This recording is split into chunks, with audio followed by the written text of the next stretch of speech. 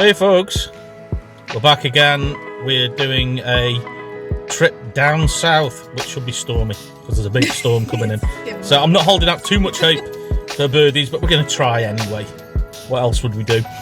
So we're heading towards like Exmouth, Dartmoor area. I want to try and find Searle buntings because we've never seen them before. Could be good. I'm really hoping we get them. I'm not sure because it's tomorrow and the storm's coming in tomorrow, but we're going to try anyway. And then we're going to actually go back to do some unfinished business.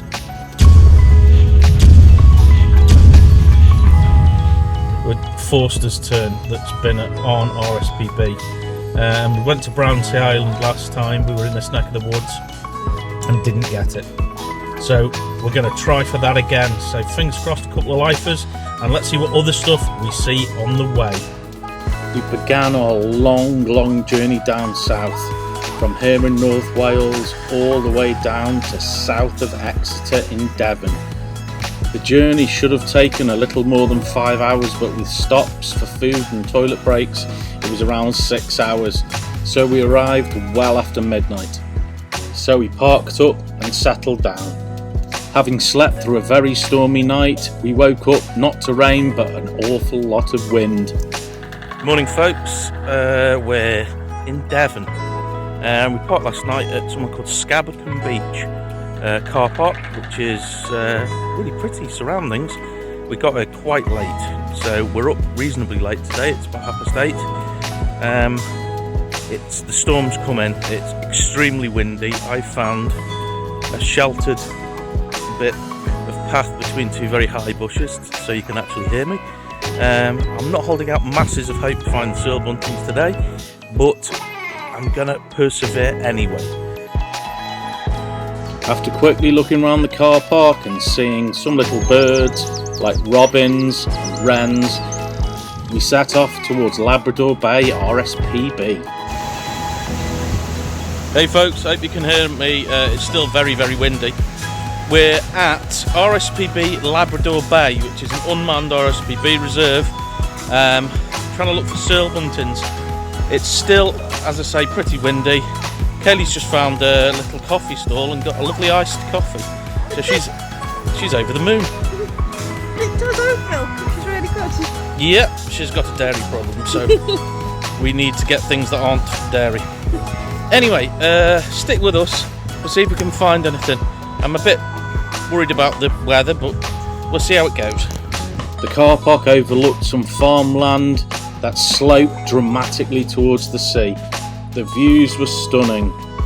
We had a look round. It was very windy. The only birds that were really apparent were the crows, some flying but fighting against the strong winds. The birds we were looking for were Searle bunting. These are Britain's rarest farmland bird, and this reserve is a place where Searle buntings are year-round. These birds only live in a small strip of land between Exeter and Plymouth. The numbers are slowly increasing, but it's still a very rare species. Hey folks, we've definitely heard one, if not more, and we think we've seen one. We saw something fly from where the sound was made, but it wasn't quick enough to get 100% positive identification. No, it's almost like 5%, isn't it? I know, yeah. There's a little bit of doubt. So, photographic evidence. Yeah. So we're gonna walk up and down these hedgerows where we heard it for a little bit and see what we can find. We could hear the birds, but they appeared to be deep in the bushes, trying to hide from the wind. Hey folks, we're still at Labrador Bay. We've been here for quite a few hours.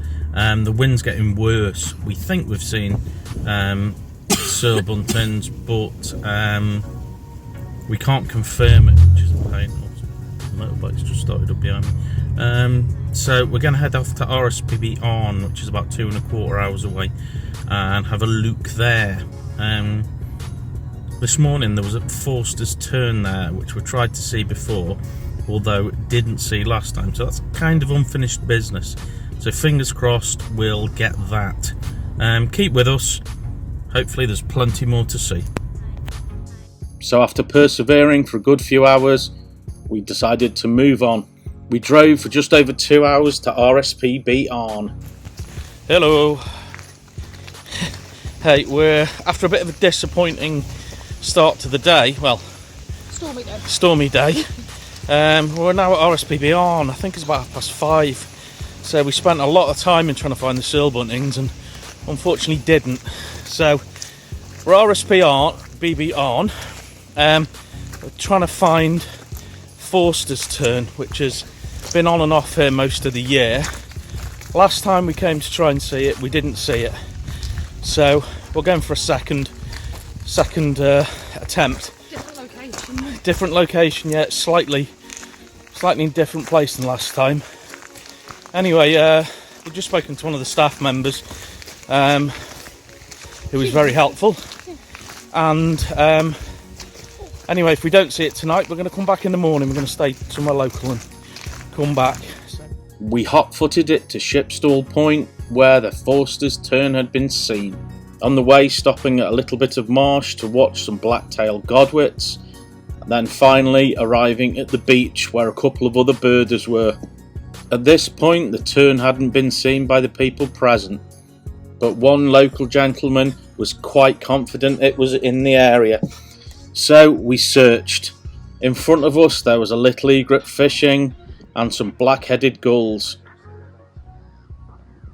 Also, this herring gull was swimming in the sea.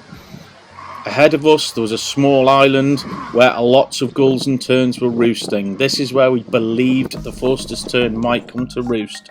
Amongst the many black-headed gulls there were terns like this common tern and many sandwich tern.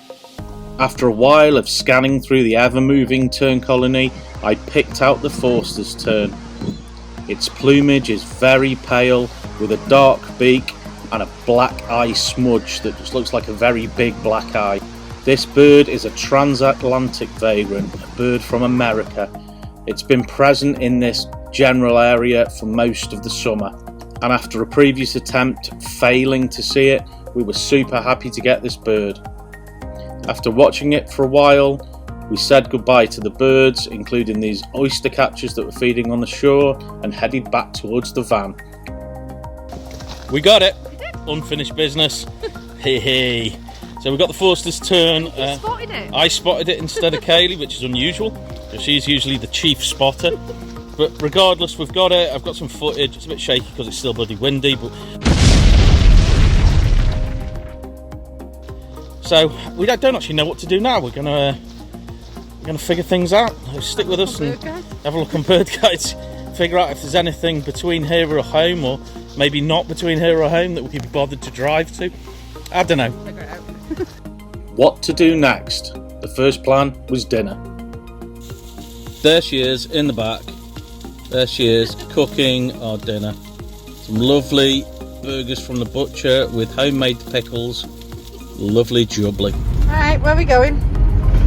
Well, we're taking a massive chance. Huge risk. Huge risk, yeah. I've had a look what other birds are about on the way home, and there isn't really anything too exciting. The only bird that we've been looking at recently that is exciting is on the other side of the country in Kent, which means an over 3-hour drive for a bird we may not see. So I'm going to chance it. I'm going to do it. And if we don't see it, we don't have a video. We don't have much of a video. And if that happens, I'll still put it out as a video, but I apologise profusely to everyone. It'll just be a show. We did really try. We have got the Forster's Tern, which is obviously a lifer, and one we've missed previously, but please stick with us for this, because this could go well or could go really badly. Really wrong. Yeah. I have a horse-related issue. Now that's something you don't see every day. Excuse me, folks. Can I get past Mr. Whitehorse? It's like, no, I hit your mother. Excuse me, please. He doesn't want to move. Sorry.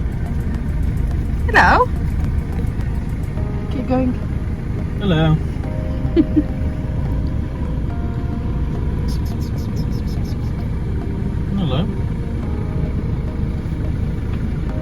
Babe?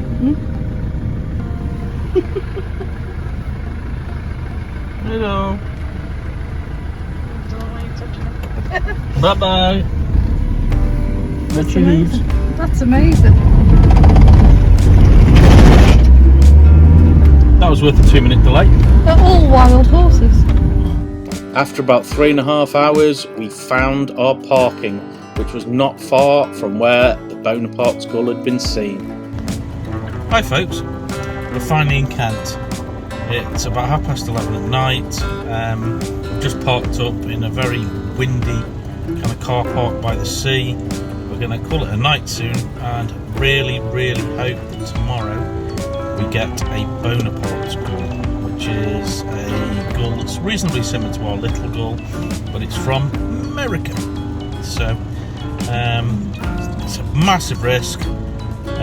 We've taken a long journey out of our way to try and get this, so please wish us luck.